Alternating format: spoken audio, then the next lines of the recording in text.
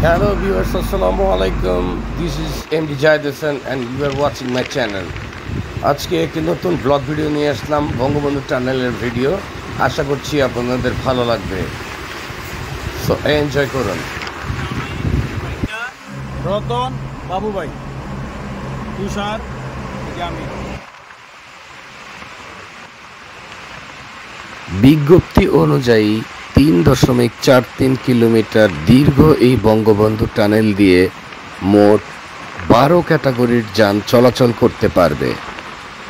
টানেলে যান চলাচলের জন্য সর্বনিম্ন 200 টাকা থেকে শুরু করে সর্বোচ্চ 1000 টাকা টোল নির্ধারণ করা হয়েছে।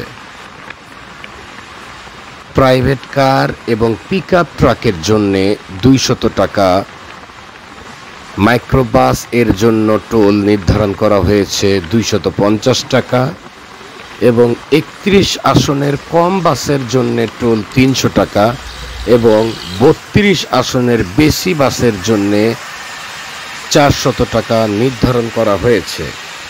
এখানে বলে রাখা ভালো, মোটরসাইকেল এবং 3 হুইলারের অনুমতি দেওয়া হবে না। Enjoy the video.